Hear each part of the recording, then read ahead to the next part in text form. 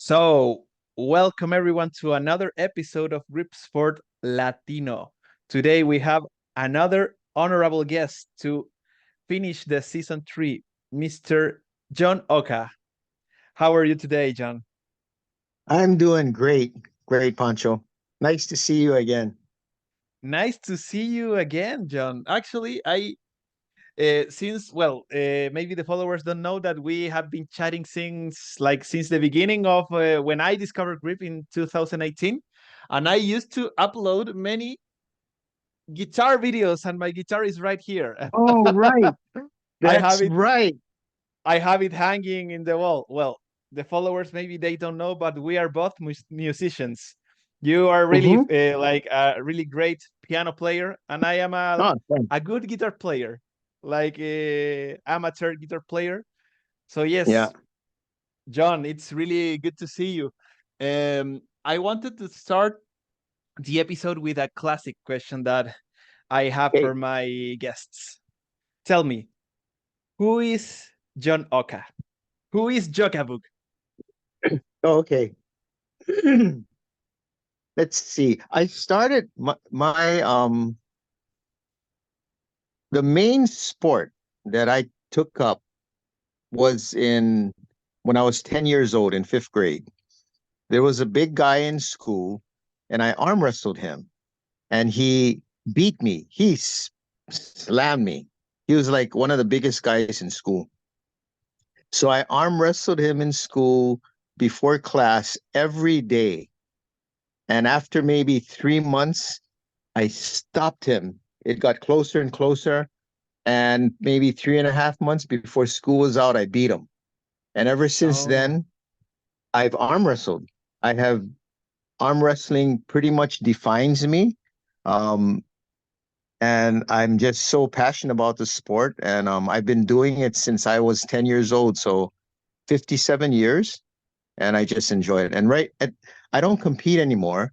I competed in the late 70s and 80s. Um, so now I just train guys to represent our team in Maui called the Pulama Pullers. Yeah. So our super heavyweight, he's the state champion. He beat everybody in Hawaii. So he's oh, going back. We're going back next month and we'll watch them again. But I He's very, I've never felt an arm as strong as that. And we have another guy, John Pacheco, and several other people. But I'm an arm wrestler. That's what I do. Yeah. perfect. And John, what's your current occupation? What do you do like for a living these days? Okay. I I worked for the government for 20 years. I retired. I got out of that. I went private. I worked private for another 20 years. And it's in environmental sciences, environmental management. I did utilities, water utilities. I still do it. I help out my old client. So this year we'll probably have one job to do. But Okay, I don't have any clients. I dropped them all. And the only thing I do with my business now is I make grip tools when I feel like it. perfect. That's it. Yeah. Perfect. Super nice. You were telling me that you were into arm wrestling your whole life. Yes. Did you practice like any weightlifting in between, like for general physical preparation? How did you took Okay. that? Yes. Okay. So when I started lifting weights in the 60s, I we used to watch Wide World of Sports, and they used to have this guy, the weightlifters, Vasily Alexiev, and he was a Okay. super heavyweight champion, and he ruled weightlifting in the world for decades. Amazingly strong guy. So I took up power weightlifting, Olympic lifting, for a little while, and wasn't very strong. I could clean and jerk over 200 pounds and snatch maybe, I think I did 155 pounds. Then I got into the arm wrestling. And when I got into high school, I took up powerlifting. And the Nice. powerlifting really benefits arm wrestling because arm wrestling is a total body sport. You, what I teach my guys is, if you can get your whole body to act like a whip from the tip of your toe, your big toe on your right foot, to your wrist snap, and that's the whip, then everything is timed perfectly and you've used your body to the utmost potential to provide that snap into the wrist, whether it be a hook, a top roll, or a high hook, whatever it is. But so powerlifting, I encourage my guys to do powerlifting. The traps are super important in arm wrestling because of this movement. Just a little to keep it right in tight to your shoulder, right there, the traps. And many people don't know this, but I've always been one that breaks things down into detail, the smallest little detail. And with Instagram and the other social medias, I get to watch people like Devin, the best in the world, and just dissect their technique and training and integrate it into our training because it's like you have to go any sport you get into, you have to observe and learn from the best in the sport, and you take what works for them and really study it. Yeah, really study it, and then you can integrate it into your training for your team or your guys or even yourself. But why mess with perfection? Yeah, yeah. But it's Learn perfect. from the best. It's a really great approach. You remind me to Ben Helms when he speaks about the inch dumbbell clean because he divides the movement in many tiny parts and understand the movement deeply. So Yeah. he has a question for you, and I will tell it to you later. But yes, it's a really great approach. I like it. Well, John, I want to know how did you discover Gripsport? How did Gripsport came to your life? Okay. um, I'm a spear fisherman. I Okay, still spearfish. I've been doing that since I was 16 years old. At 16, I sucked. So all this time, I would always train my arm every day, even if I okay, wasn't pulling. But I would spearfish a lot. And of course, I was working back then, a lot of computer work and stuff. And I got carpal tunnel oh, syndrome, where my right hand, the nerves were 50%, over 50% damaged. So that designated that I would be able to get surgery and it would be covered by my insurance. So I got okay, the surgery right there on my wrist. It's a small little cut, about a quarter inch long. They cut the tendon that covers the carpal. They cut this tendon here, and it okay. relieves pressure on the carpal tunnel. So that night, no pain. I could sleep fine, no pain. But when you cut this tendon, it that's what connects these two, this side of the hand to this side of the hand, which is critical for this power right here. Oh, okay. So my arm wrestling strength dropped down to, I would say, 5 to 10% of what it was. I could only squeeze a gripper, a 5 pound gripper. After Oh, surgery, that's it. That's it. Okay, so what I did was I was watching back then on my Instagram, I was recording our spear fishing. yes. All of our, because my son managed a spearfishing, what do you call it? We used to teach people all over the world to spearfish, Yes. from Nice. Ukraine all the way to China, Australia, the US, Canada, even South America. We had a Really? guy, yeah, even South America. So um, it just, the carpal tunnel, that damage really affected it real bad. So um what I did was on Instagram doing my spearfishing stuff. I happened to see this guy, bald-headed guy, lift this chunk of steel that looked like a dumbbell, but only one side of it. Yeah. Okay. And he called it a fat man. And it intrigued me because my youngest son, he used to call me fat man. Yeah, fatty. Okay. Because I was over 200 pounds, 235 pounds when he was born. But that was my Okay. nickname, fat man. So then I watched Gil Goodman from Wow. Barrow Strength Systems on Instagram lift this fat man, which is his is like 53 pounds or 54. He has a lot of fat man. The guy is a absolute world-class grip sport athlete, climber, fabricator, engineer. He is amazing in grip sport. He was a good guy to check out. And that's how I got into grip sport. I bought a 50 half 50 blob from eBay and I Okay. couldn't lift it. Left hand I could lift it easily, but not the right hand because of my carpal tunnel. And then Yes. eventually I just got so hooked on it. I started training with it. My buddy, I met him, John Pacheco. He's gonna Yes. pop up on my Instagram a lot because he's an arm wrestler in the 200-pound class to 220. Unbelievable power. He'll be going to the States in March, and Nice. he's he's unbelievably strong. Not as strong as Elvis, but if he catches Elvis on a start, he'll give him a hard time. So Elvis is a state champ.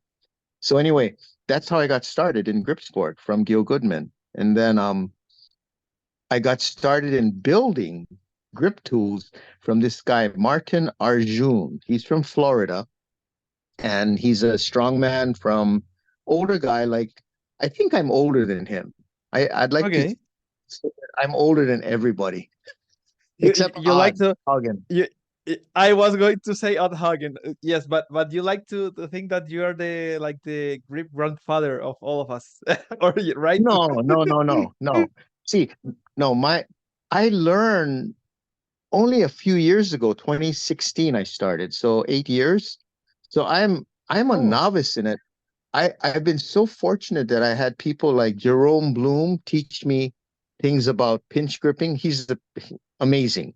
Um, Jed Johnson has helped me with different things. Arto Joronen, amazing with the grip, this kind of grip stuff. He's been helping me with form and everything. Harry Tolonen, Patricia Luxner, all of those guys. One of the main guys, again, like Martin Arjun, we designed the Anaconda together. The that Anaconda, that that grip tool. that was one of the like the subjects that I wanted to cover, like the Jogabug originals. And the Yeah, Anaconda is like the first one that came to my first mind. one. Yes, that's the first Let's tool I made. okay. And that And that was to improve blob lifting because what the Anaconda does, it adjusts to your hand. So everybody, de depending on the length of your hand, has a yes, different size Anaconda. So okay. when you squeeze it, your hand and your thumbs are going to be in the same position as a guy with a hand that's even 2 inches longer than yours. It doesn't matter. So it equals the playing field. Yeah. So Oh, you all end up out like this. Yeah. It's not, you don't get guys with big hands gripping it like this. It all ends up the same. Like on an inch dumbbell, if I had a 9-inch hand, I would have a really good chance of lifting the inch dumbbell. Yeah, but you with can do my a hook grip with the inch dumbbell. yeah, exactly. Like my hand is on a good day, it's 7 inches long. I have a really small hand, and the gap is that much on an inch bell. Yeah, it's huge. So it's like pinch gripping an inch bell. Yes. That's why I do thumbless and I cock my wrist and I work my wrist on it and I lift it all thumbless. Yeah, because my thumb is so freaking short. It defeats the purpose. Yeah. But yeah, so you started building equipment, like you were saying that Martin Arjun was like your inspiration, or how was it? Martin was a co-conspirator in developing the Anaconda 4. Okay, now Martin's IG name is Gripaconda. Really? Gripaconda? When Yeah, I mean, I remember in the past to see just Martin Arjun. I don't remember the username, but yeah, Gripakanda. Okay. yeah, he used to call himself Gripaconda, and that's What? where, a grip of an anaconda. And that's how I named it after him, Wow. Anaconda. So that's named after Martin for all of the ideas that we got. Because he told me, what is the name of that? Fat Bastard Barbell Company sells the shotgun, which is two tubes together. And he said, hey, there's a Oh. tool called the shotgun.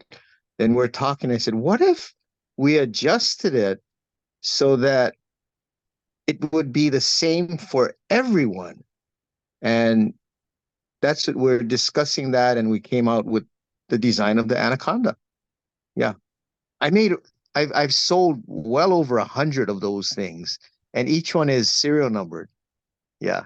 Nice. So one of the things I wanted to do, what's that? who is the number one? Who has the number one? Do you have it? I have the number one, I believe, but Martin has number two. And the number Yeah. 100. Who has the number 100? I have it in my book outside. You want me to get it for you? Because I have the phone. I can walk out there. Okay, let's see. I'd love Yeah, to let's see see it. like your patio gym. It would be really good. And Yep. well, while you walk, I am impressed. Did you lift the fat man the first try? Like I've never been into like in front of a fat man, but they say it's a hard blob. Did you lift it like the first try, John? Oh no, I can't lift the fat man, not even close. I've the Ah, most okay, I've okay. gotten The most I've gotten was 85 pounds, a half 85. So I'm Oh, okay. still, yeah, still off of that. Okay, let's Yeah, see. okay. Let's see my list. Who is 100? I keep track of all of them. Yes. The hardest part is finding my book because my gym. Oh, here it is. Here it is. Okay. See, this is my book. Nice. Handwritten. Nice. Okay, the 100th one was Tim Livingston. Nice, Tim. Shout out to Tim. He's a great friend, a Okay, great grip guy. I'm gonna trip you out here. This is the who's who of grip guys. Let me just go over. This will trip you Oof, out nice. because you're gonna hear every name that you've ever heard in grip. Okay, I'm gonna start from the first. Okay, oh yeah, I have number one on the Yeah. Anaconda. Then Martin Arjun, James Ritter Righties, Jess Bertrell, Andrew Algarin, John Reinhardt, Jason Payne, John Pavlonis, John Pacheco, John Mauser, Lucas Raymond, Andrew Dubé. He's the one who did the Doobie Cube. John Yes. Matchnick, Ricardo Magni, Gil Goodman, Dave Christopher, Brian Hunsaker, Jerome Bloom, Anthony Vasaturo, Dolly Zhang, Joe Sullivan, Julia Williams, Sean Capusta, Harry Tolonen, Circo Peterman, Arto Jaronen, Patricia Luxner, Gary Stewart, William Gibson, Tim Butler, Alexander Andreev, Michael Thomas, Mark Haydock, John Cole, Josh Higginbotham, Maxim Kazin. Maxim holds the world record in the Anaconda. How Unbelievable. much how much does he lift? 132 pounds. Wow. Yeah. Pekka Sala, who owns Otevoima. Andrew Yeah. Pen Andrew Penke. He Yes, from the owns, FBVC. Yes. yeah, FBVC. FBVC. Darren Schauman, Hondo Vallejo. Hondo Vallejo taught me about training for um, sledgehammer levers. and he told me all I gotta do is use a 6-pounder and work, Okay. work, work it, the technique, and develop the tendons and stuff. And by just training on a 6-pounder, I was able to lever a 14-pound sledge. And so that was amazing. Okay, let's see. Anyway, see, I'm only up to 50, and I mean, I've named a hell of a lot of the best grip guys in the world. Let's see what else we got here. They are pure like rock stars, pure like big Yeah, names. Yes. yeah. Mike Beckett, Brandon Keiss, Jason Dingy, Melissa Dingy, Sarah Safel, Mike Safel, Jordis Gazanka. Oh, she's strong. Emmanuel Marisas. Clay Edgen. Remember Clay Edgen? Course, and he's back. Have you seen his post? Yeah, It's like I yeah. am back competing, so I want to invite him to the show as well. Yes, Clay is a legend. Yes. Yes, Then we got William Reed, who's yes. really up and coming. William has been over to my house. I saw Yeah, the William. post that he was like with a huge rock, and you had a rock as Yeah, well, like in a picture. yeah. Really nice. What I did was I took him. He wanted to lift stones, so I took him all over the island where I knew there were a lot of natural stones. So we came up to a area in Hana that had hundreds of stones, and he had a blast. He is strong. Yeah. Yeah, super, Anyway, I'm just going out to my yard, super good. and yeah, this is good. I can do this podcast just cruising around doing what I usually do, enjoying the life. So this is my. Whoa, that's where the magic happens, where you build the stuff. Nice. No, this is. I made this arm wrestling table, Okay. solid steel. It weighs almost 250 pounds. Wow. This thing. Super heavy. I use this to weld Yes. on. Yeah, I use this to Nice. weld on, and this is where we train.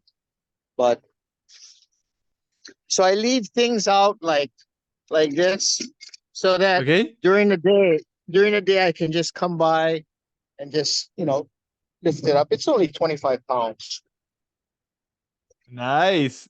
We have but the first live demonstration on the show. Lifting. oh, that's right. No one lifts on your podcast. You never see people doing I stuff on mean, your podcast. not yet. Yeah, actually not yet. But it's a great idea. Ah, Like let's lift live. Well, we have done like with Alex Gia, we have done like live stream like blood battles, but not oh as a yeah, part of yeah, the yeah. show. So yeah, Alex it's is Alex is a monster. Holy shit. He is so man, strong. he's Yeah. so strong, and I was surprised because in 2022 I went to New York. The first Mm-hmm. reason was to propose to my wife, to Ah, ask for her hand, and then yeah. I wrote to Tim Butler, hey, what if we meet, can we have like a training session? And he was like, Yeah. hey, Skillet's Hands is going to be at Alex's house, you should come. And Ooh. I met Tim Butler, I met Alex, I met Chaz Strange, I met John Mauser, Hannah the Destroyer, Mm-hmm. and Steve Wiener. They were Ah, there, and Alex John is got like, me. what No, what? no, Alex is no, John Mauser Yeah, introduced me yeah, to nail bending. Yeah, to nice. bending nails.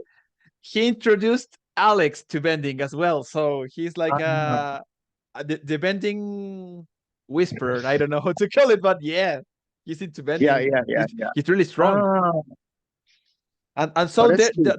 that was when I met Alex, and the guy is really huge. I am like 5'11", and Alex is taller, like, and super big. They were all super big. I Wow. was like the tiniest and skinniest of the room. Ah, But it was well, really great, a great experience to meet other grip friends. So yes, yes, Alex was there, and yes, what I wanted to tell you. Well, you have a lot of equipment, John, but I wanted to know if you. Oh, the anvil and the blob collection, really good, really nice. Uh, but John, did you Yes. like buy grip equipment first, or did you started building before buying any grip equipment? Oh, I did it all at the same time. I So what just was what was the first things that you bought of Gripsport? I mean, after the Fat Man, okay, let's of course. see. What I did was I just studied the grip sport itself and found out the classic lifts that you Okay. see being done all the time. So back then, Iron Mine was really um, had a lot of the cool grip tools that they're using in contests, the Rolling Thunder, the Hub. So naturally, I picked those up. And what I did was I went to through each owner of a grip company and I bought Okay. their main tools because I mean I could make it, but I Yes. wanted Gil Goodman's Gil Goodman's flask. I made a Yeah. flask that was exactly built. I talked to him about it, getting the specs, and I built it exactly the same. But I wanted a Gil Goodman flask that he Yeah. made. So what I did was I decided I was going to buy all the major builders' grip tools that they put out there.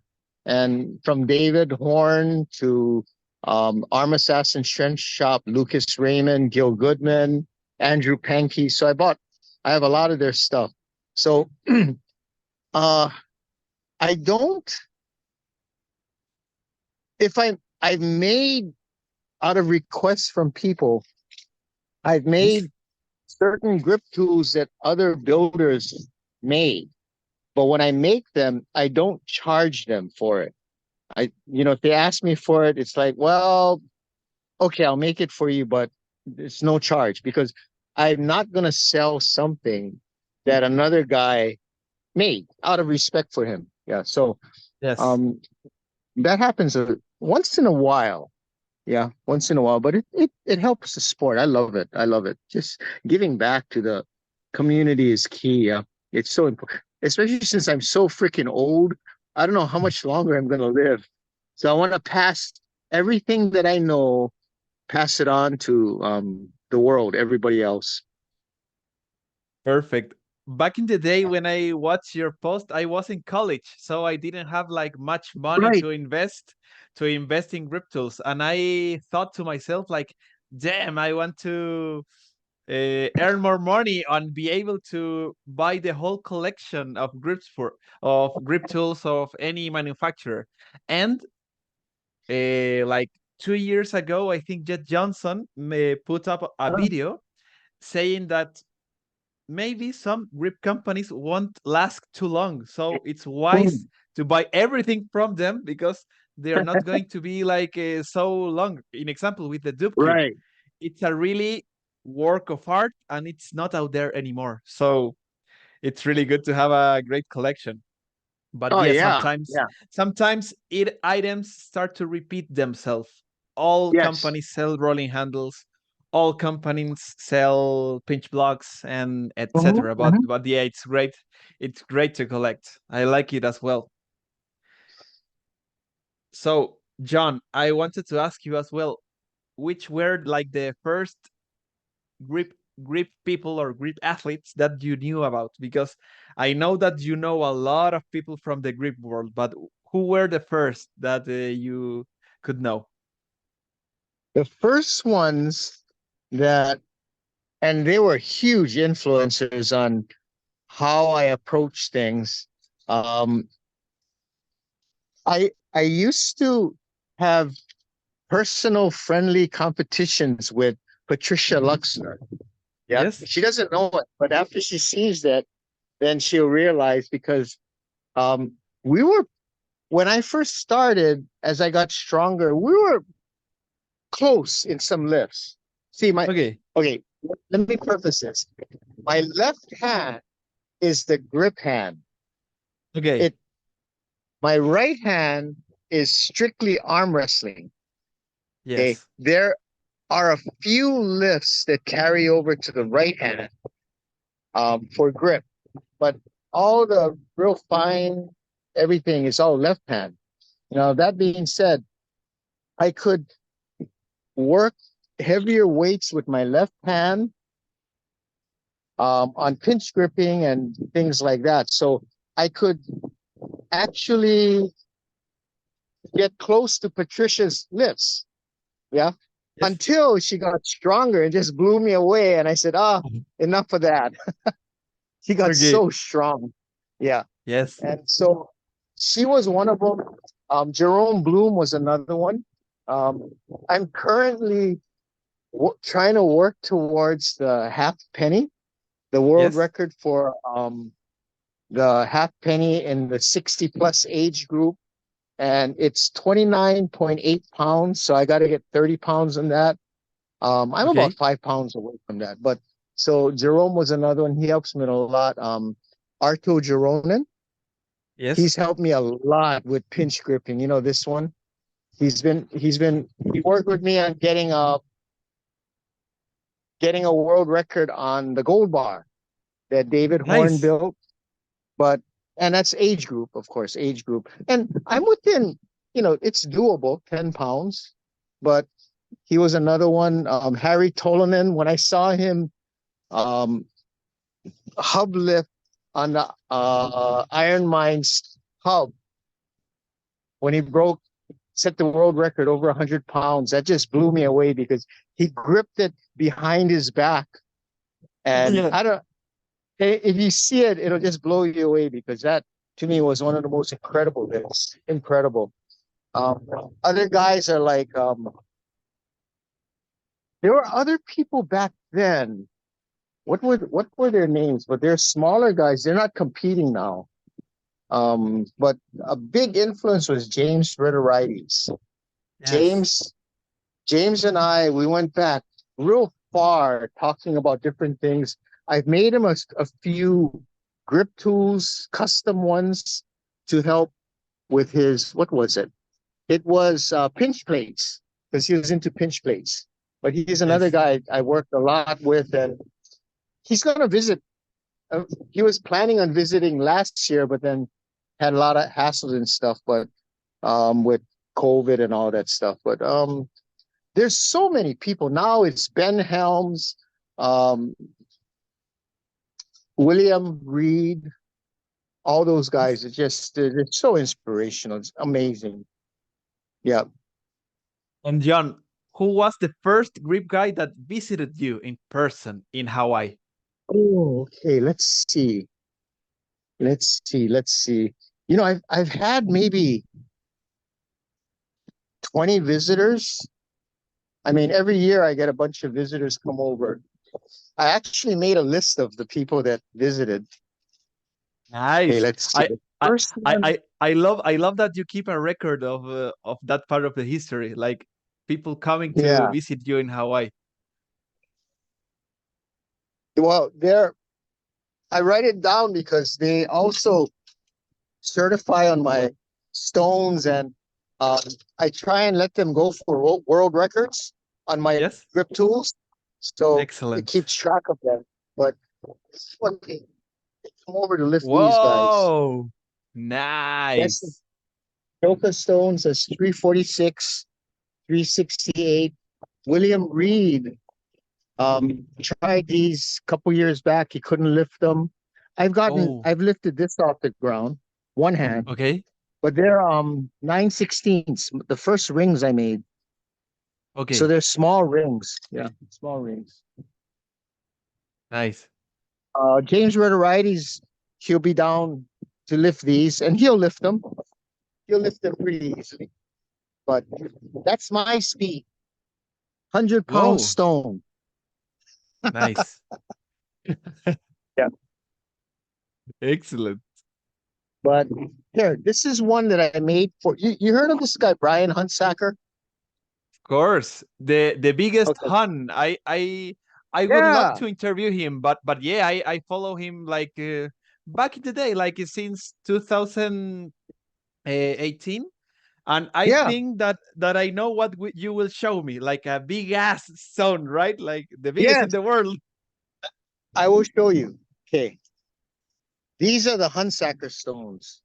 This was 536 pounds when he lifted it, but this piece Wow. broke off and I put it back on. So probably it's closer to 560 right now. And this Wow. is a 92-pound Hunsacker stone. So Brian lifted both of these Okay. two at the same time. He lifted them at the Amazing. same time and he lifted them right in this area. This is where he lifted them. Nice. Absolutely amazing. Yeah. Maybe Then get maybe this. maybe it's like the heaviest stone lift with rings ever, right? Yes, yes, it is. It was in 2018, December 28th, but they had a grip podcast where there were James and a couple other people were rating the best lifts of 2018. So that Yes. lift got the miscellaneous, the most outstanding lift for 2018. Brian Nice. Hunsacker's lift. So after he did that, because I needed to give him another challenge, um, I made this stone. This is called Frankenstone. It Nice. weighs 608 pounds.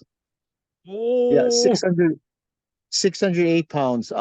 Clay Edgen two-handed lifted this off the ground easily.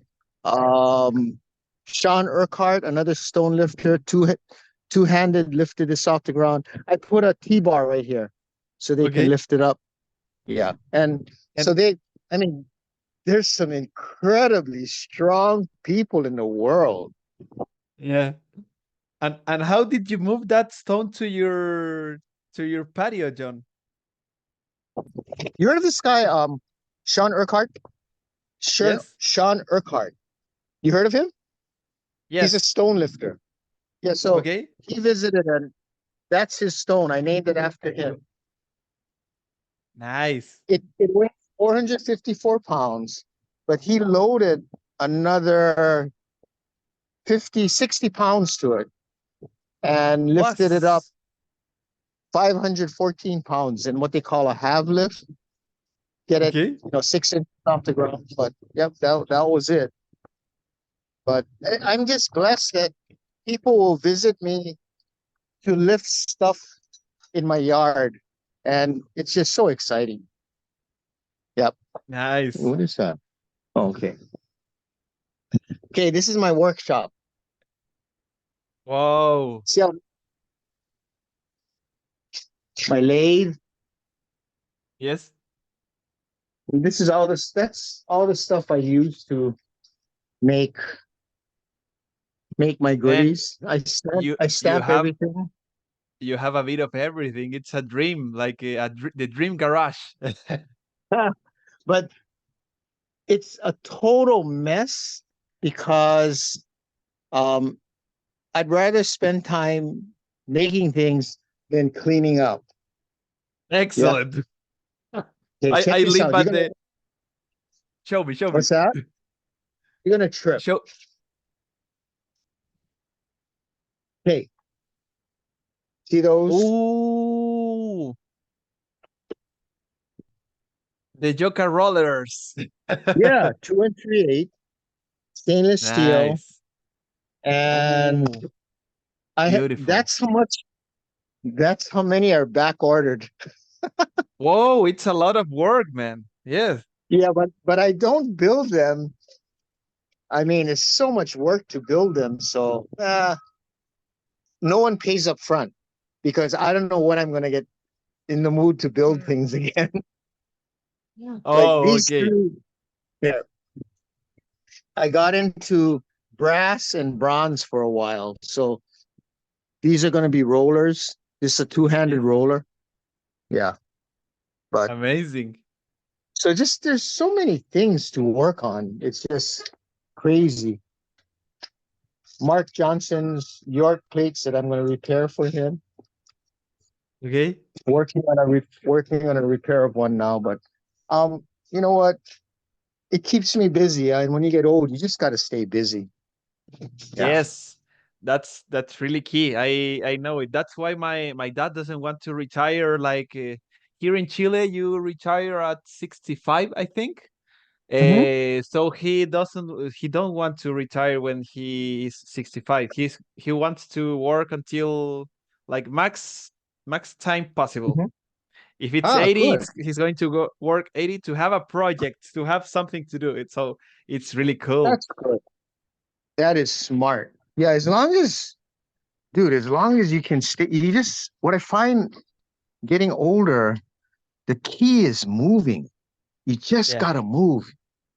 And um you have to really watch what you eat. You have to be real conscious of that because as you get older, it affects you more. Yeah, so Okay. like processed foods, poison. It's just so toxic to your body, inflammation. Um, I'm gonna guess that, in fact, I'm sure Chile, you in Chile, you have much healthier foods there. I'm Yeah. gonna guess that a lot of the foods allowed in the US are banned in Chile, in your country, because it's toxic. It's bad for you. I wanted But to say that when I went to the US, it's like a party to me because all that food, it's not in Chile. It's like, wow, this yeah, big like a potato like a bag or candy, that's not yeah, allowed in Chile. So when we traveled to the US, we came back with all these big displays of food like that. It's not allowed. So yes, yeah, that's right. It's like just what you said. Yes, bad for you. Okay, yes, I'll read out the list of people who have been here. Okay, let's see. nice. Matchnick. Yes, He's one of the top lifters in the world, heavyweight. He's a grip guy. Jess Bero, strongman from East Coast. Um, the guy is amazing. I say he weighs about 190 to 200 pounds. Um, yes, and he taught me so much. So like he doesn't enter contests or anything, but we did the hand and thigh lift with him. And the world class guys like Mark Haydock and Ryan Hunsaker, the biggest guys, strongest guys in the world, they'll do 900 pounds, 1,000 pounds in that hand and yes. thigh lift. Just did over 700 pounds. And that's huge. That's absolutely huge. I think I've done about 550. But yeah, Jess Birchall's an animal. He bends horseshoes, rebar, all kind of stuff. Is crazy. Then we had Brian Hunsaker come over, lift Hunsaker stones. We had a whole presentation. I presented him the rings that he lifted with, named them the Hunsaker stones. He's 6'8", 300 pounds. Monster. Clay Edgin, dude, you've seen Clay Edgin in person? Oh, Have you ever is he? seen? He He must be like a giant, right? he's freaking giant, but he's not fat at all. He's just solid muscle. You should see, like, his back is. When he came over to the house, I was like, "Holy shit, bro! You look even bigger in person. Oh my God, he's huge and super, super strong."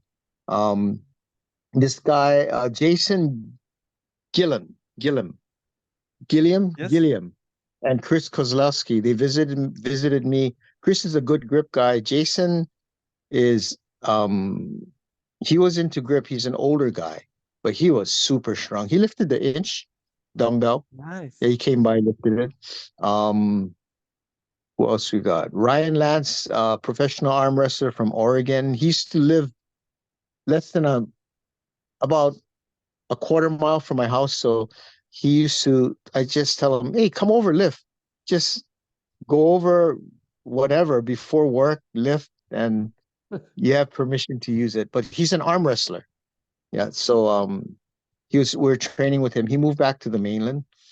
John Grosselak, another pro arm wrestler from the mainland, he visited. William Reed, who William Reed, um, what's the guy's name? Joe Hodgkins, Ben Helms. Th those three guys. Crazy. Lifty Zig. What's his name? Lifty Zig. What's his Clint other name? Clint. Clint Ziggler. He's another Yes. guy.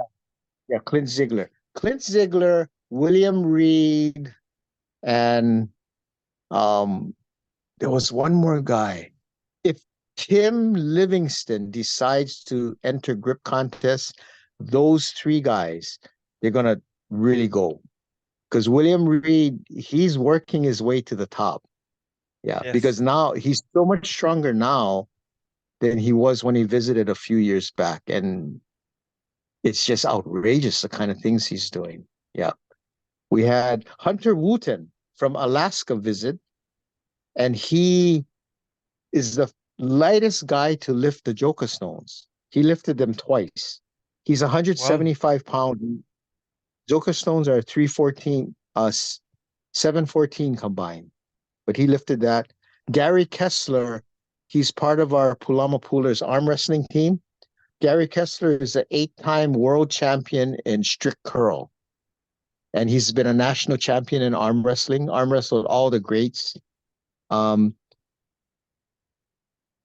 this guy, Ben, what is his name? Thomas? Ben? I have it in here. Anyway, Ben from Canada. He's a Highlands game. And what did he lift? He lifted the 100-pound blob, the half 100, blob 50, and he still has to come back and lift anvils with me because he couldn't get the 146. And Jim Garrick, another Highlands game guy, he lifted he was lifting stones here. So I have a stone named after him. Yeah, I name my stones after people. But so those Perfect. are the guys. Yeah, those are the guys that came by. And a few others that I Nice. can't. Yeah. In the future, I'd love to visit Hawaii and go to lift as well. It would be like an Oh, honor. I think you still don't have any South American visiting, right? I hope to be no. the first. Yeah. I'd love to, John. Well, John, I Well, wanted to you are. cover. Sorry, Mhm. what? You're always welcome. Thank you, Always John. welcome to train here. Visit. And my wife wants to go to Hawaii as well, so I have like good points there as well. So it's Yeah, really yeah. likely that we go. John, I wanted to know your other originals, like the Pain, the Bloom, the A-Frame. What Oh, what was the story like behind them? I mean, you have okay. created many items, but tell me more about them. Okay. Um, you're exactly right. There's reasons behind every grip tool I made. Okay, so the Pain was built. My neighbor, he knows I like steel because I fabricate things and I weld. So he said, "Hey, John, can you use these pieces of metal?" And I looked at him and said, "Yeah, I'm sure one day I'll figure out something to use it for, but I keep every piece of metal I find because you never know what you can make." So the Pain, Excellent. yeah, it's a fence post that they used decades ago, um, because it's bigger than a normal fence post for street signs. So you can't find this anymore. This one size fence post. So I thought, hey, that would make a good grip tool. And so I made it and I lifted with it and I said, man, this is a pain in the fucking ass. Sorry for the Okay. language. So one of No, my no problem. really good Jason Payne, Mhm.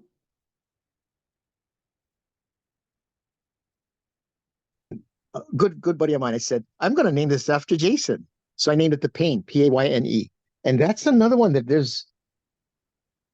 There must be close to 100 out there in the world. And Maxcin owns the record on that. Huge lifts. Max from where is that? Kazakhstan, I think. Kazakhstan, yeah. But anyway, unbelievable strength. He's a grip guy, but he's so far out there that if he lived in the US or Europe or someplace where he could do the grip sports, he would be one of the top guys every time. Absolutely amazing. The Bloom was named after Jerome Bloom. Obviously, yes. Obviously. That was named after him. I'm just looking at all the tools now on the wall. The Stockton Slapper was I named remember. after the Diaz brothers because they were coined to frame the Stockton slap in their MMA fighting when he fought Okay. McGregor. Yeah, and he slapped them. Here's the slapper. Oh, the good thing is I can show you these as this is a slapper. Yes. Nice. Yeah. I have them all up on my wall right here. Where is that? Here, that's the pain. Shoot, hang on. This is the pain. Nice. Oh, it's pretty big. Okay. I imagined that it was like a tinier, but yeah, really good. Yeah. Well, we do key pinch with it, so it's to put it in perspective. Okay. Yeah. Nice. Okay. That's here's the doubloon. Yeah, I just put this all up here. This is the doubloon. Oh yeah, got it on the wrong side. Nice. It's a key pinch. Super good. It's a good. Lot of contests use it and do the two-hand pinch with that thing. The A-frames. See the A-frames? So this Yes. is the top side. I tried to make this the top side of that. Yes. No, actually, wait. No, I'm sorry. It was the top side of this. So I Okay. made this angle to try and copy this up here. That's the A-frame. And that's the thin A-frame. Yes, the I thought, variation. well, let's make a thin one. Super good. And which one is harder, the A-frame or the thin A-frame? Oh, A-frame is harder, definitely. Yeah. So Lucas Raymond, getting back to the Stockton Slapper, I sent him Yes. all the spec, except I gave him the wrong. Oh, John, I lost you. Ah,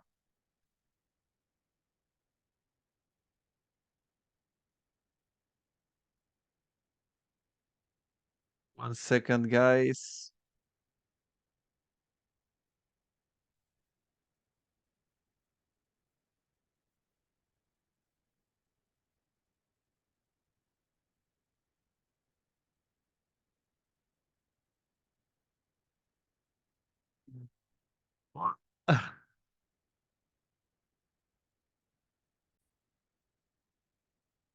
And we're back.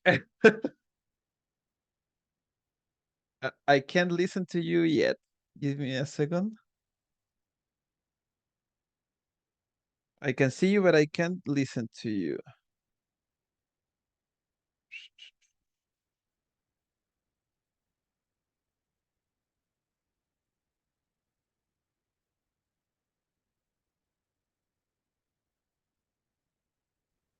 That's that's Better? perfect. We are back. That's Okay. perfect. Okay. I can see you and listen to you. Nice. Good. So you We're were back. telling me about the Stockton Slapper. You didn't give like the right measurement to Lucas. How was it? Oh, yeah, yeah, yeah. Well, he made one and I went, wait a minute, it doesn't look like what I made. See, that's what he made. Okay. See how it's smaller? This is the original. Yes. Yeah. So I told him, send me yours and I will send you one and I'll make it for you. That way you can follow that for all of your designs. See, the Stockton Slapper is hard to make because I'll show you right now. Well, let me show you the difference between these. This is David Horn's handshake. Handshake. Okay. Yeah. Handshake. Okay. That's David Horn's handshake tool. The Stockton Slapper is like a longer handshake tool, but this is the difference. I'll show you in the grip. Okay, hang on. Okay, you see where my index finger goes?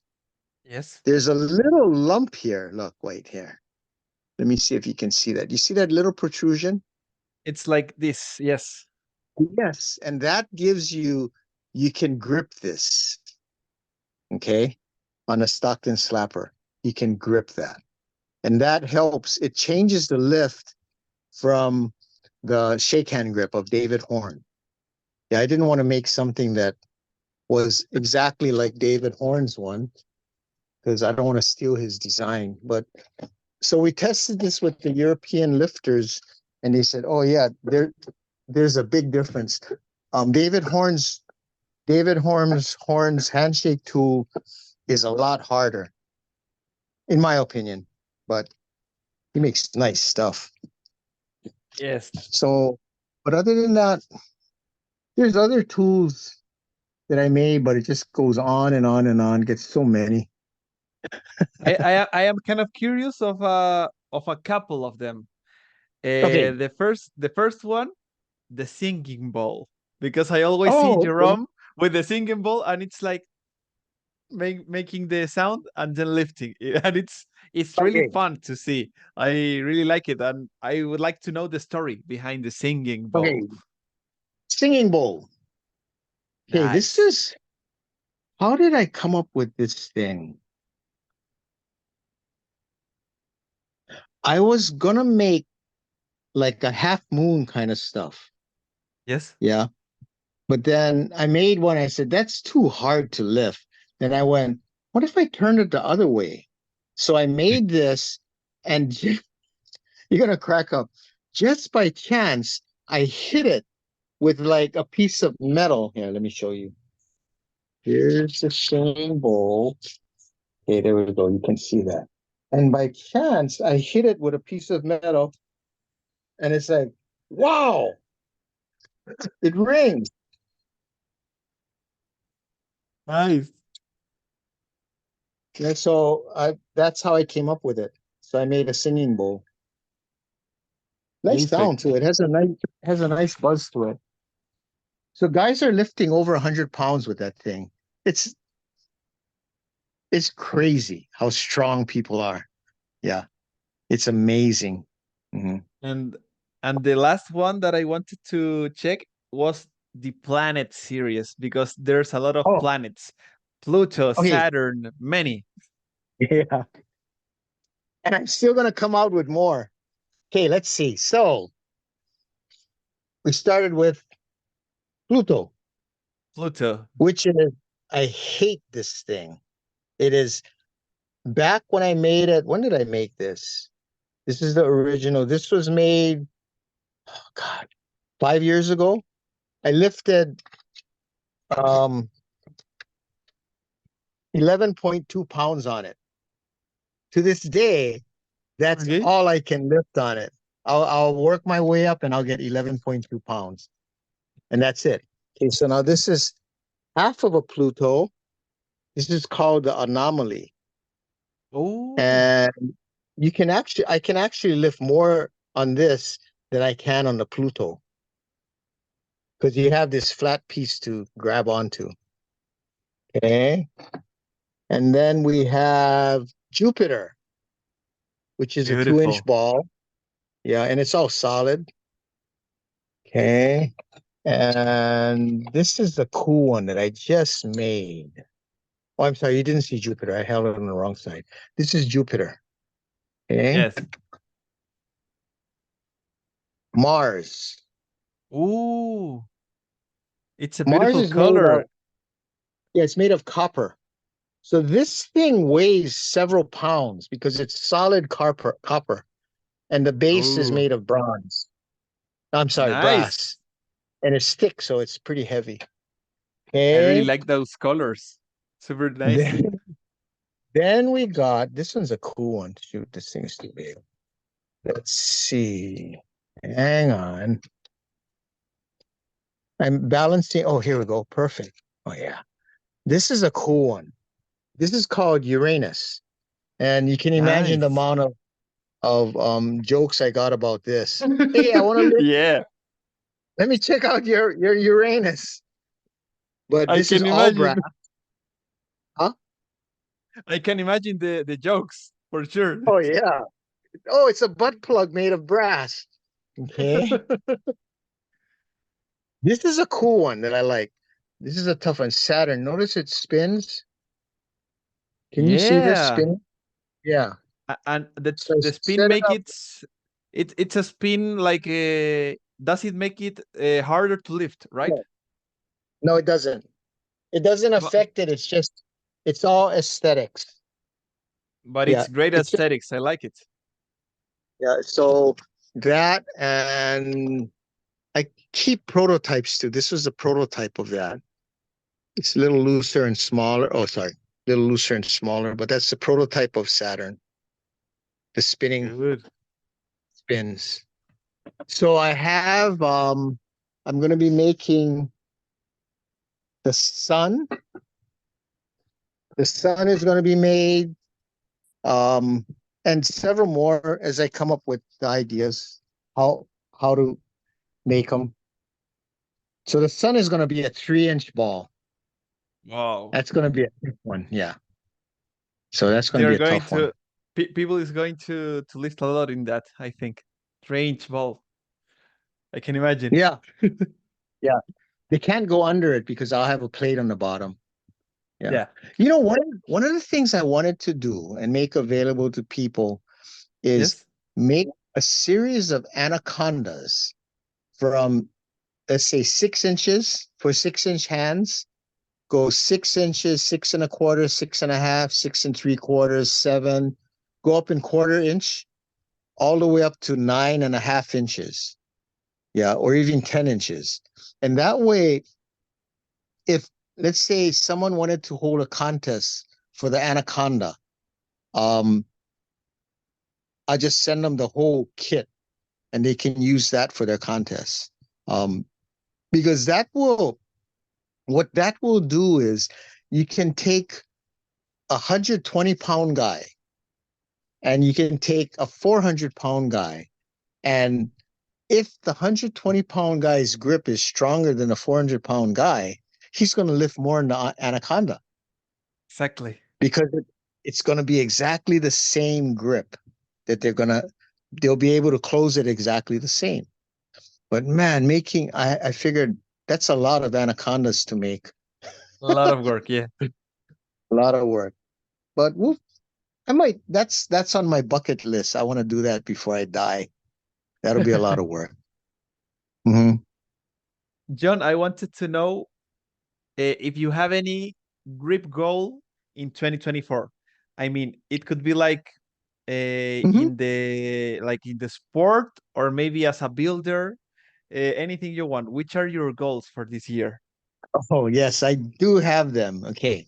So I want to get 30 pounds on the half penny, David Horn's half penny. This Nice. one. Yeah. I it's weird because I feel pretty strong on that.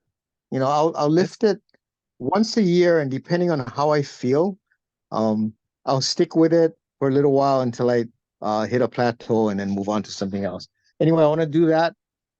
Um, I want to get the 75-pound, half 75-pound blob consistently, lift that up consistently. I've lifted that twice.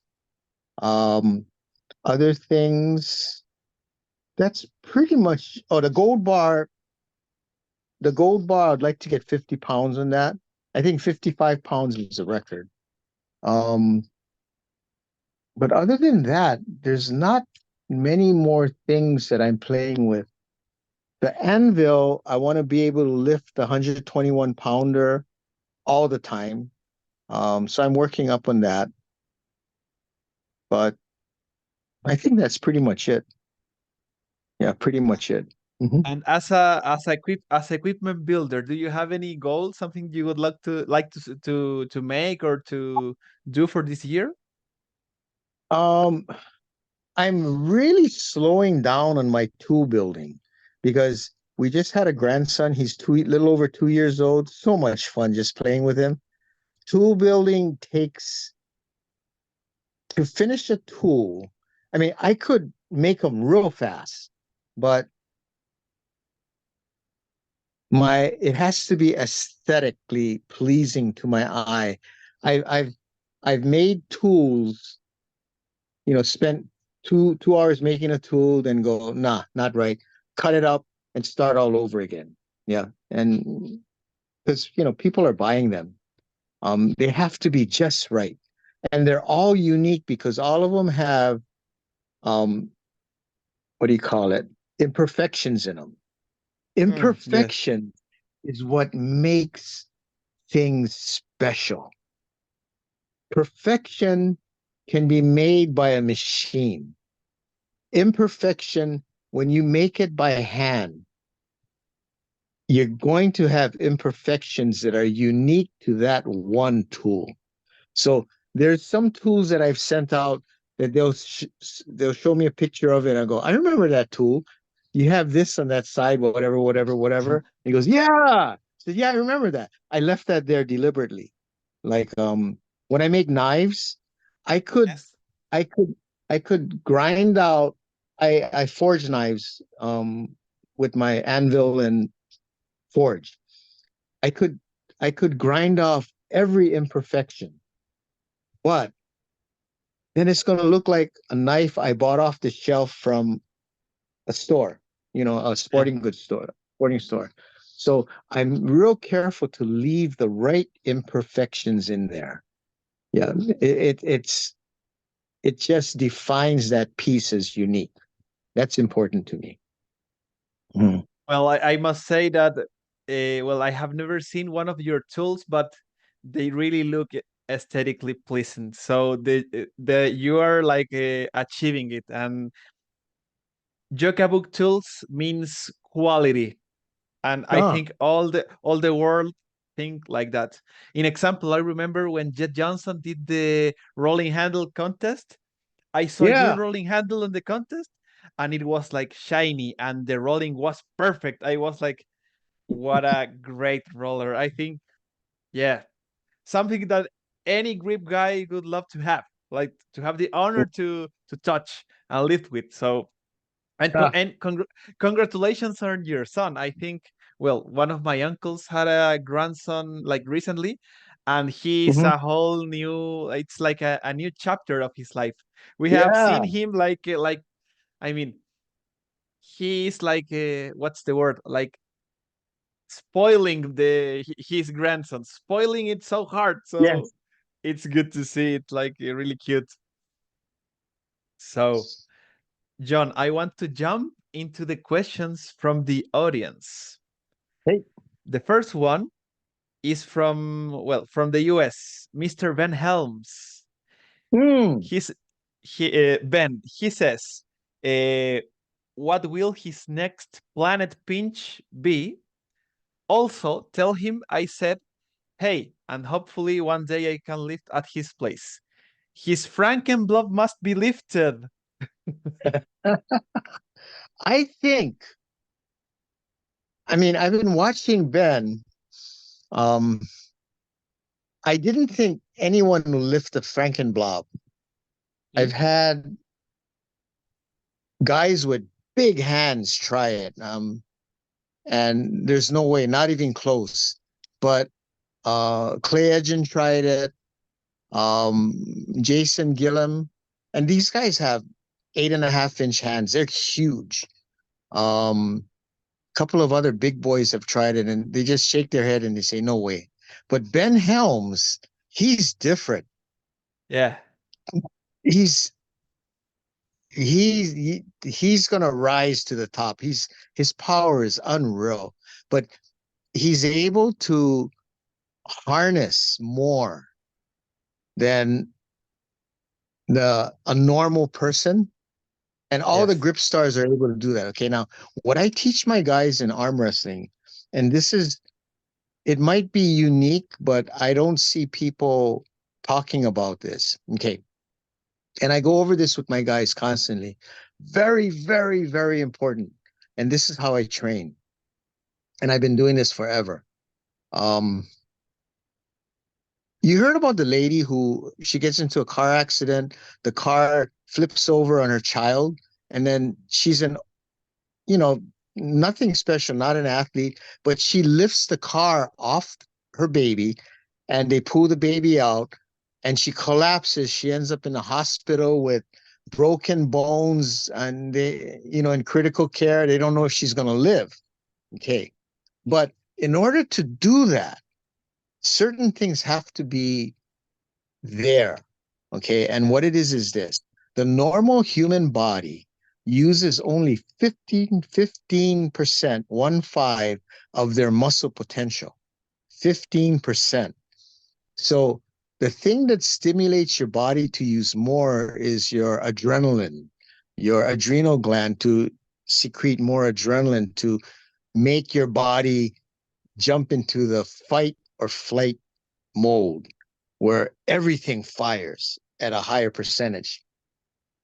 So that's why she broke her connective tissue, her ligaments, tendons, her bones broke, everything shattered because that was, a couple thousand pounds. And she probably had to exert 90% of her muscle potential or whatever, a huge percentage that her body couldn't take. So what I do is I train my guys and I said, guys, you have enough power right now to be the world champion because you're only using 15% of your power. Okay. How do you get to use more of that? Pancho, have you ever golfed before? Yes. Okay. You rode a golf cart? Never. Never. Never rode a golf cart. Um, they give you these on golf courses. It can only go so fast because if it had unlimited speed, you can imagine what these guys, they drink beers on a course. They're going to be going down 60 miles an hour in Ooh. the course and they're going to crash. It's called a governor. So they can preset your golf cart to only go so fast. So it can only go so fast. Your body has a governor in it that makes you fire only 15% of your muscle mass. The governor is your ligaments, tendons, circulatory system, and your bones. Okay. And the Okay. reason why is this: the governor, your brain is amazing with all its nerves and neurons and synapses and stuff, but it can sense how much power will break your body, will snap your bones, your ligaments, your tendons. And the way they let you know is pain. Yeah. So the pain level. Now, what I do with my guys is I train them to understand this, that the higher you push your pain threshold, your ability to take pain, the higher your threshold gets, the more you can exert. But you got to train your ligaments, tendons, bones, and circulatory system to be able to handle it. Now, everybody knows about ligaments, tendons, and bones, but not Sure. many people factor in circulatory system. Why the circulatory system? And the reason is this: when you exert energy, your blood pressure goes up. If you have a weak part in your body, you can have it can blow up. You can have a hemorrhage. You can have a stroke. Okay, so you have to eat good. You have to stay clean. Keep your whole body trained. You have to do aerobics. Not a lot, but enough to keep your circulatory moving. So what I teach my guys is we'll have this. I'll stay at the table to arm wrestle. That's what I train. And I'll use straps to equalize power. But the main thing is to develop the hand strength and the wrist strength. So once I get them to a strength, my strength, then I can work their movements in every little piece.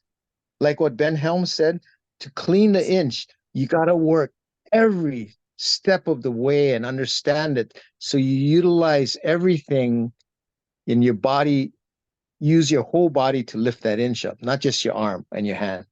And that's how I train them in arm wrestling. I have the guys do crazy lifts, but to build that strength and power, to utilize a higher percentage. The last one we did was a 50-pound dumbbell rows for arm wrestling. And I said, okay, guys, max out 50-pound. Mm. It was a 50-pound scale weight. So one guy I did 60 reps, which is terrible. Um, they averaged 110 to 120 reps. Then one guy, John Pacheco, did 160 reps with 50 Oh, pounds. No rest, no rest. And I said, okay, guys, you guys are going to hurt. Not tomorrow, but the next day. It's called DOMS, delayed onset muscle syndrome. And yeah, they all hurt. But I said, but rest, do light weights, and you're going to come back stronger, because what you just did was you trained your brain, your CNS, to handle more, exceed your pain threshold. And that's how you increase your muscle potential firing percentage. Get it from 15% to 15.5%. Huge increase in power. Yeah, and that's a philosophy behind my training. So it's like I will pull with them until their arms are ready to fall off, until I don't have to use a lot of power to make them work. Yeah, and that's the key. Just make them work and hurt during training, and that's what will pay off. That's what you need to do. And that's just my philosophy. And I'm sure it's different from everybody else's. but it works, and it sounds really good, man. I really like what you said. Yeah, it's painful though. Yeah, I put them through pain. No, they'll barf, they'll brown out, almost blacking out.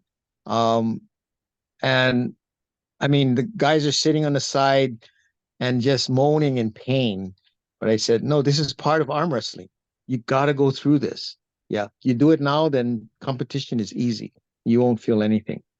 And yeah, Elvis, when Elvis went up last year for the um, competition, I told him he was so nervous. He never arm wrestled before in that kind of competition. And I said, Elvis, you're gonna win. Nobody's gonna beat you. I've never felt an arm as strong as yours. It's just out fucking rageous. Um, yeah, it's crazy. So he went and he beat everybody there and smoked them. And said, and by the way, Elvis, you're maybe 30% of your potential of what you're going to get to in the next 5 years. So this is going to be in 5 years, this version of Elvis, you're going to look back and you're going to go, wow, I was weak back then. He goes, exactly. Your power is amazing. He's 6'3", 260 pounds. He played professional football and Division I football for Utah State. So he's an athlete. Yeah. And he's a coach's dream, because anything I want him to do, he pushes past and he keeps going. And that's what it takes. You find those guys, for me, I just dedicate everything I can to help him reach his potential, because it'll be amazing. It'll be amazing. What in 5 years, watch Elvis. Remember Elvis, the arm wrestler from Maui. Yeah, he'll come out. Perfect. But that's it. John, do you know the Wolf of Kurdistan, Dylan? Yeah, yes. I just D- connected with him. I sent him something. He ordered something. What was it? I can't remember. But anyway, yeah, He wants to strong ask dude. you, Mhm. uh, what is the heaviest inch bell you have lifted to this date, as well as the heaviest RGC gripper you have closet successfully?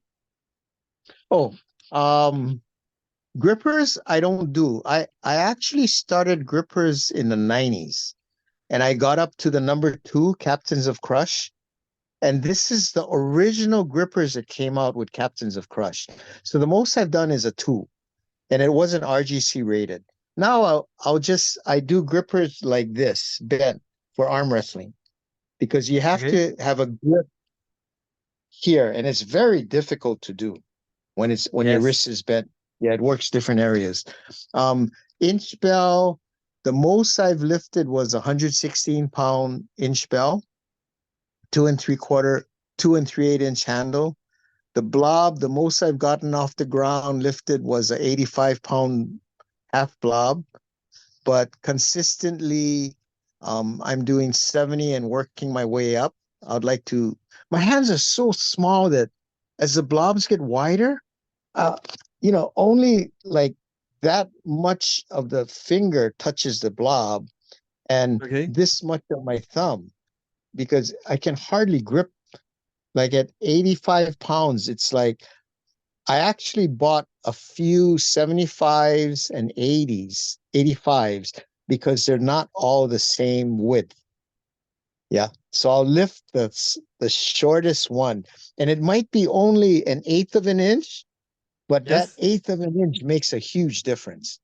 Yeah. So that's about it. So not very strong. My main strength um discipline is arm wrestling. That's what I do. Perfect. John, give me a second because I have to find the charger of the Oh, computer. Otherwise, I am going to, it's going to, the battery is going to die. But I'm on my way. I think I have it right here. Give me 1 second. Maybe I'll have to pause the video for a second. Back to the recording. And we are back again. This has been like a really fun episode. So let me go with a question from a friend from Chile. His name is Sebastián Cárcamo. He wants to know, well, when I did the promo story, I show a photo of you arm wrestling mhm. and your blob collection. So he wants to know what was the blob which was like hardest to obtain. Good question.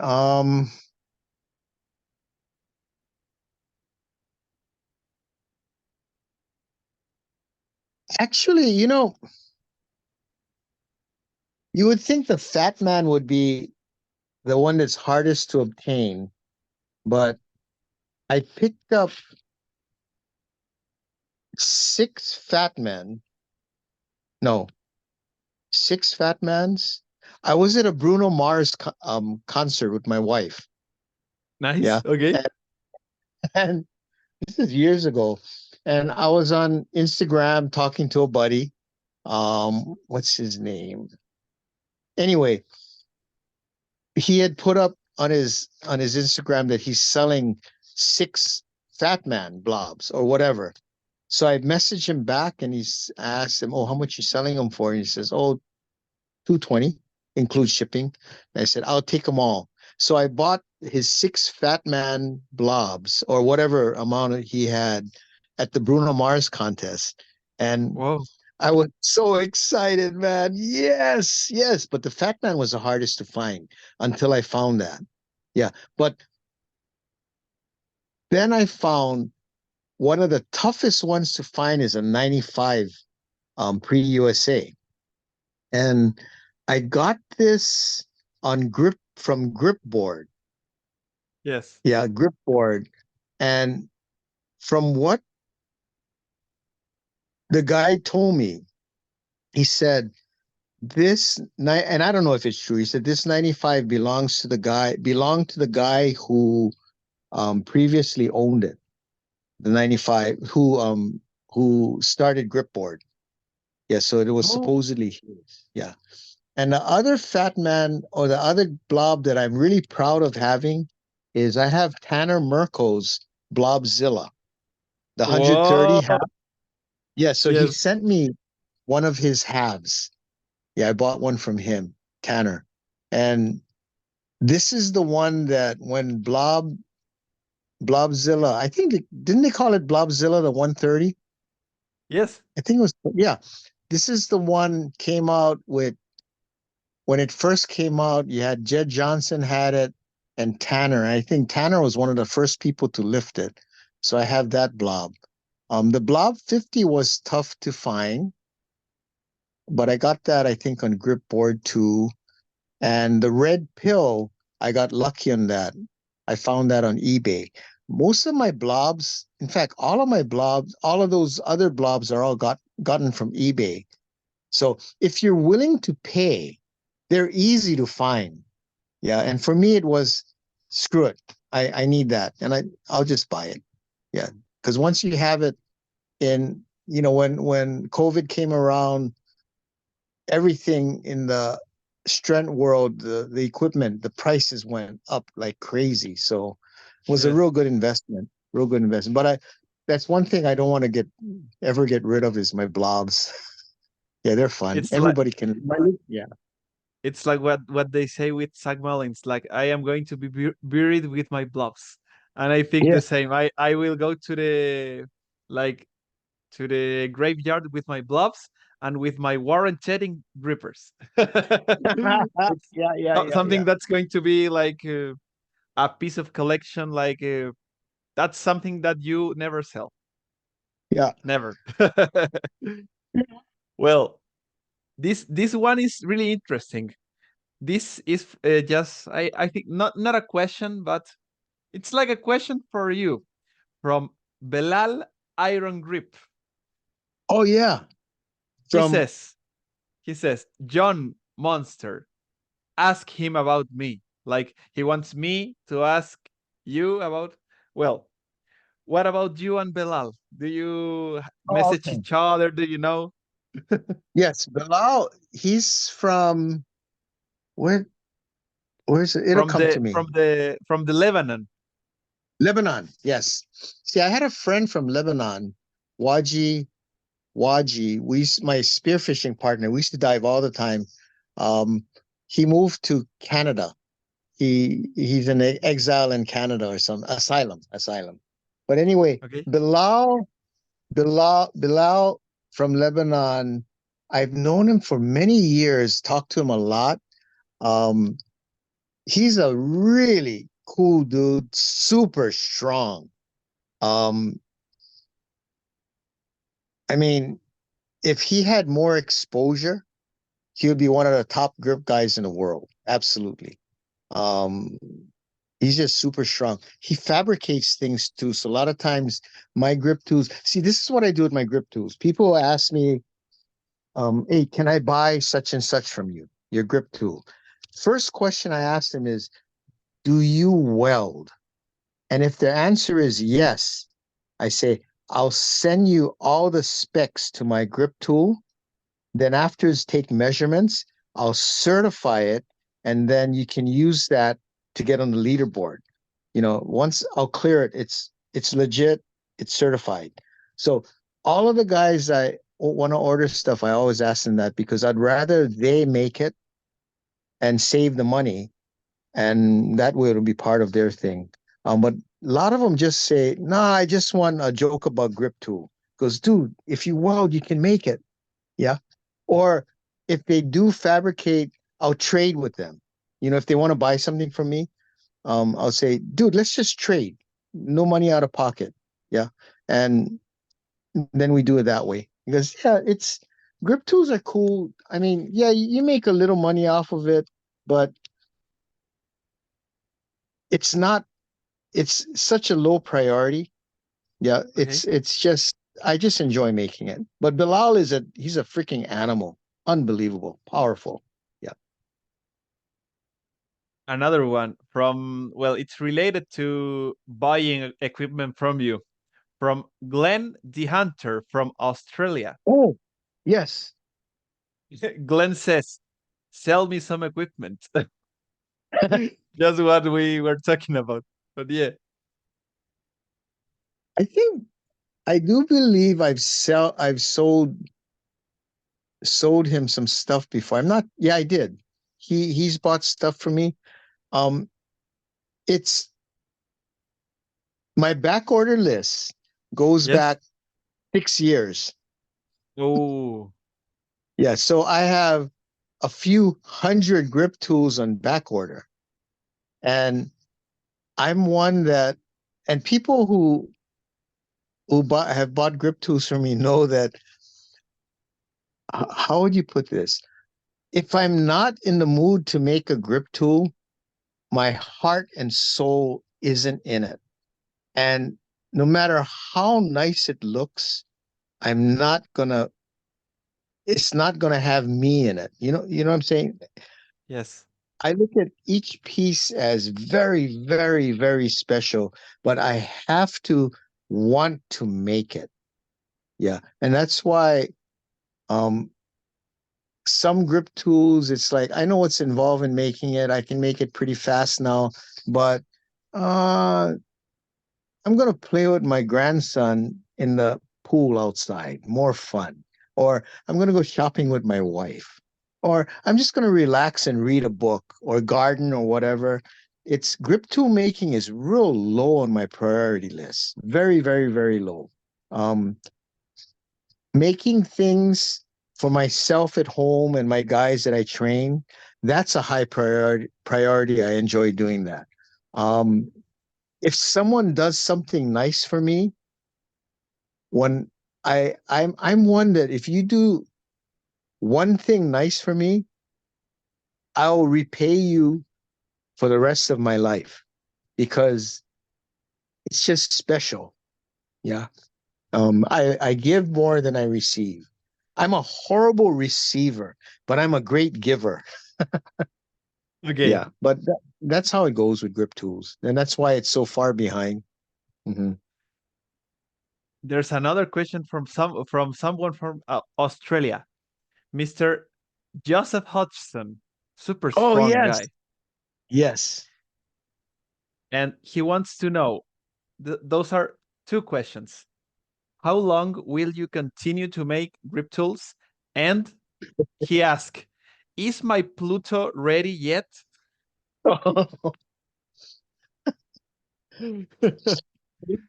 That's good that he asked that question because I have in passing requests through discussions.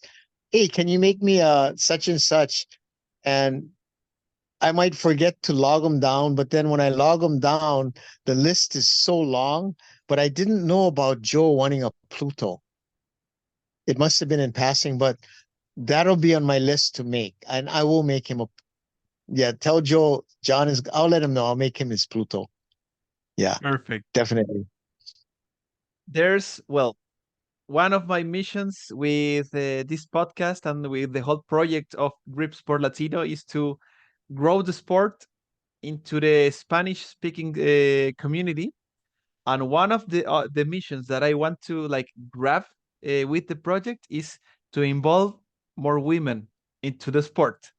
So there's the Mhm. this is the first question for you from a woman, from Miss Haley Go. I don't know if you know her, but she's competing in Armlifting USA. She's super strong. So What's her last name? Go, GOW. You Oh, can okay, I'll look you for the can name. look her. Her Instagram is like Haley underscore SG. Well, Okay. she wants to know how many bluffs do you have and where did you acquire your first one? eBay. My first one was a 50-pound blob from eBay, a half 50, and I got the majority of blobs from eBay because I live in Hawaii. It's not like you can pick them up locally. Um, and how many blobs do I have? I have from 40 pounds, half, 40, 45, 50, 55, 60, 65, 70, 75, 80, 85, 90, 95, 100, 10, 20, 30, 40. So that's 17. Then I have two more, 18, 19, 20, 21, 22, 23, about 25 or 30 blobs. Whoa. Yeah, yeah. But they're in increments all the way up to 140 pounds. Oh, and then I have the 100. I'm sorry, up to half 140. Then I have the 74-pound Frankenblob, Blob 50, Red Pill.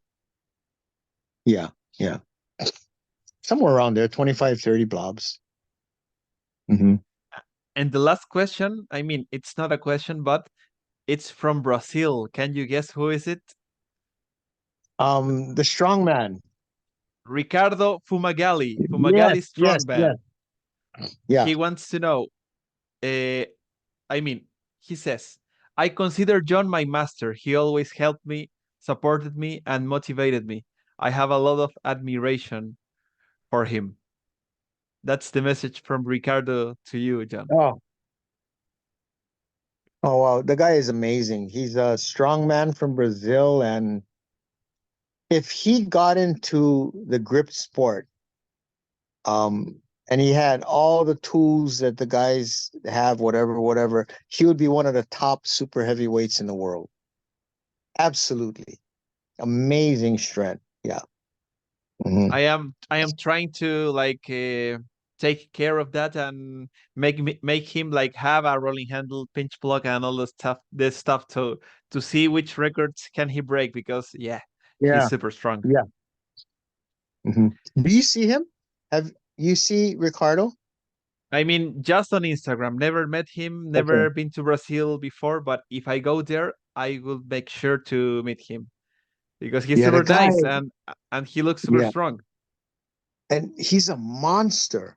I mean, the pictures don't do him justice on his size because when I see him carrying those logs around, you've seen him carrying. I mean, the guy is huge. Yeah, he's huge. Yeah, and strong. Yeah. hmm John, Ricardo.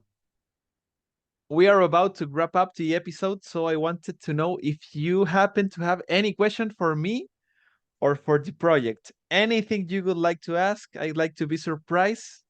So Yes, yes. I remember you were you had 3 or 4 stones in your yard that three. used to live. I, I Beautiful. mean, 3 stones. I Okay. mean, I mean, they are more, but the main ones that, are the one of 70 kilograms, 110 kilograms, and the two big ones of 160 kilograms and 170 ones. Those, the last two are called the Pancho stones. Yes, they are they are Nice. they are sitting at my dad's patio. Right, My dad right, is right, right. my dad is super nice to like I will keep them for you until you buy yourself a house and you Yeah. take them to your house. Got you. So the question I have is, did you get into the Denny? I saw your shirt, Donald Denny Of shirt. course, it was Yeah. intentional from the gathering of the 2022. Yes, Have you've lifted Denny Stone ring stones before? You do of those too, right? course, Yeah. of So course. I remember you yes, doing that, but you I did it in a gym with plates. Is that I right? I I did well. I in 2020 I could lift the Dini weights like a little more. It was 335 kilograms. Wow. It was a good lift. It was Wow. like the big pancho stone plus a loading pin with a lot of powerlifting plates. And in 2022, with 100% powerlifting plates, I could lift 345 kilograms. So Wow. yes, that was the last time I lifted any Dini lift. Because then, well, since 2021, I have a coach, Sam Salami. I don't know if you know him from the UK. He's a Mhm. super good coach. We are really good friends, and I like his approach. It's kind of similar of what you said in the terms of like adapting and using your hands every day. So yes, he's a super good coach, and right now we are focused on next and on in upcoming competitions, and my goal is to lift my 110 legacy block. So I am not into dini lift these days so much, but lifting the dinis is one of my lifetime goals. I hope to Yeah. be the first Chilean or the first Latin American to do it. If I am not the first, I have to do it. So it's one of my goals. Yes. Or, the other thing, if I can suggest, Yes. um, I go by this thing with my guys. I tell them, like my arm wrestlers, they go, "Hey, do I have to? I got to go fly up to the mainland and get exposed in arm wrestling."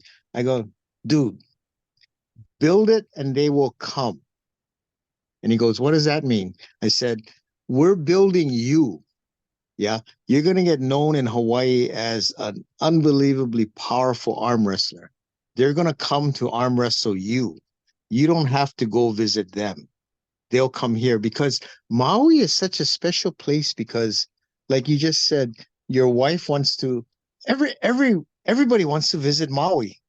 Yes. Yeah. And when you visit Maui, and your wife would love Maui, but I tell everybody who visits Maui, dude, after your family goes to bed, it can be 10 o'clock, whatever time, come over to my house and let's train. See, then it won't affect their time you spend with them on vacation. So, so I mean, everybody's gonna visit Maui. Yeah. One of these days, Devin Larot's gonna visit Maui, and he'll be at Yes. my house pooling with us. I guarantee that. Yeah, because we'll invite him over to pool. Absolutely. But Perfect. the, before I finish, I just want to pass one thing on to people. When I was, how old are you, Pancho? I am 30. Okay, 30. When I was in my early 20s to 25, I was super, super, super strong. I mean, crazy strong. I could lift up cars and stuff, grab a wheel well and lift it off the ground. The lighter cars like Volkswagens, I could just lift the front end right off the ground, deadlifting it, partial deadlifts. Then as I got older, got married, had kids, but I still trained my right arm. But the thing that I didn't do, I used to do a lot of handstands that works your wrists and shoulders. I just stopped doing those things for a while. And as I got older and older, what I found was this: you don't lose a strength. Yeah, you can get back your strength you had before by training it, but not all strengths. The thing that goes are shoulders. The shoulders go, and that's a critical one. So as you get older and older and older, my focus has changed more on mobility. Yeah, I constantly stretch. I have horrible flexibility, but every little bit that I do makes the quality of my life much better.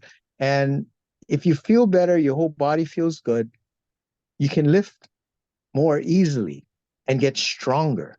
Now, that is absolute key. The mobility ties directly into the strength. As you get older, we forget about the natural mobility we have as we're younger. So some people don't really focus on it, especially when I was powerlifting. I don't focus on mobility because powerlifting, you want to be tight and just snappy in a short concise movement range. But Yes. believe me, all the 67-year-olds I know in Maui, it's like they've resigned themselves to um, getting their pot belly, yeah, Yes. relaxing, drinking beers and whatever. And they're missing out so much because all you got to do is move, man. Move, eat well, breathing is important. After we finish this, after we stop recording, I wanted to go over something with you. Super important. You might know about it already. So I'll go over with everybody. It's chi breathing. You ever heard of chi breathing? The chi, the No, never. power. Oh, Never. okay. Because I learned this when I was 21. And it, how would I put this? When I arm wrestle with the guys, Yes. um, I will once in a while pull 100%, but I have to prepare myself with the breathing. It's the breathing right here, chi breathing. Um, and I don't like to do it because when I used to compete, I used to do that and I would internally bleed. Yeah, Oh, I would shit blood. I would shit blood the next day. My eyes are bloodshot. Um, but nutrition wise, I wasn't that great with nutrition going to college. We ate all kind okay. of shit and we partied all the time. So nowadays, I don't like to fire that way hard because I know what it does to your circulatory system and your internal organs. Yeah. But it will increase your strength by easily 30%, if not more. And it's a chi breathing. Um, you ever you ever did boxing or boxing? I tried jiu-jitsu once and Okay, aikido once, but okay, yeah, some martial arts here and there. Yeah. okay. Um, in boxing, you hear them going when they jab, they go, Yes. okay, that's part of chi breathing. Okay. And I'll get to that. In MMA, if you watch an MMA fighter, the best ones in the world, when they breathe, they're breathing out of their belly. It's belly breathing because Yes. that's, and the reason they do that is I learned this in our diving. We're certified to dive down to 66 feet, me and my son. Oh, But they teach us this breathing there. And what they taught us, and this is real good for you guys, for you to know too, it'll increase your strength if you're not already doing it. The bottom one third of your lungs account for 80% of the oxygen uptake. 80%. So if you breathe like this, that's the top third of your lungs. You're only going to get a little oxygen. But if you breathe, belly breathe, your whole body will get much more oxygen. If your body gets more oxygen, you're going to get rid of lactic acid faster. So your fatigue is going to be less. You're going to recover faster because you're getting more oxygen to your body. You're going to perform better because you have more, your muscles and everything are oxygenated. Okay. So that's critical, the breathing. So this is something that I work with my guys on every day, but it's hard. Now that pursing of the lips, when you're boxing, yes. what it is this? If you to build power, you got to build pressure.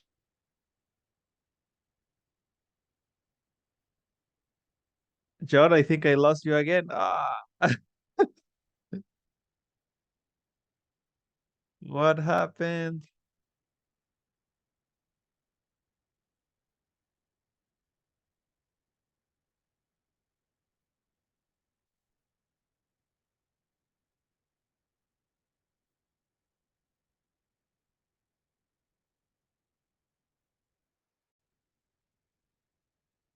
Oh, okay. Jo- we are we're back. I think I lost the internet connection, but yeah, we're back.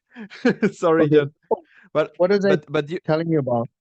you were telling me about the chi breathing while boxers like doing like the Oh, the okay. sound. Okay. Okay. What I was saying was, um, that is critical to torque, to building torque. And the reason is this: if you take a deep breath in, now you take a deep breath in. Okay, now blow it all out one time. Yeah. Okay. Okay. Um, now take a deep breath in. Okay, now pressurize it and blow it out. So you're gonna tense your stomach and blow it out. Okay. Yeah. That I can feel it. breathing is a chi breathing, and that's what builds the power up. That's why breathing is so important in muscular movements. Yeah, rather than you don't build power up if you blow if you don't have pressure. So it all coincides with the chi breathing. And later on, um, we'll talk about it because that will increase your strength if you learn how to do it by at least 30%. It's crazy. Absolutely crazy. I learned this from a Tai Chi instructor in when I was 21 years old. Yeah, I taught him how to arm wrestle some techniques. He was an arm wrestler and he taught me the breathing. But it's phenomenal. And all the best athletes in the world, if you do it and you understand it, you see the athletes doing it. You see them doing it while they're performing. But people don't understand it because it's pretty trippy. Yeah, it's a good exercise. Chi breathing. Hmm. Perfect. Anyway, John, the last words belong to you. Uh, is there any advice or message that you would like to share with the world, with the people who will watch this lovely interview? Any final words that you would like to give? yes, we all have a choice. Yeah. And choose to be nice to people. That's that's the key. Just we have a choice. Just you have a choice. Be nice. Mhm. It'll make the world a better place. Perfect. Well, John, I want to thank you for your time. It was a really like there's no like better way to finish the season 3 than to having this interview with you. I wanted to have a chat with you for so long. I've been doing this show for like 1 year, and Wow. you were one of the first people that I wanted to interview, but things were like, well, I first listened to like the audience, who would you like to see? And there's a lot of newcomers on Gripsport, so uh, you were not one of the first names, but had you like in the backlog for having an interview, and man, I was like more surprised and more happy than I thought I could be. And my bar was really high, so man, I just want to go to Hawaii and meet you in person. Yeah. I'd love that to happen, and well, thanks for your time and for having this conversation with me. Oh, that was a pleasure. And by the way, I've had quite a few people ask me to do podcasts, and I said, no, I Yeah, don't do podcasts. I don't do podcasts really? over the years. Yeah. And I mean, some of them well known world record holders and stuff, competitors.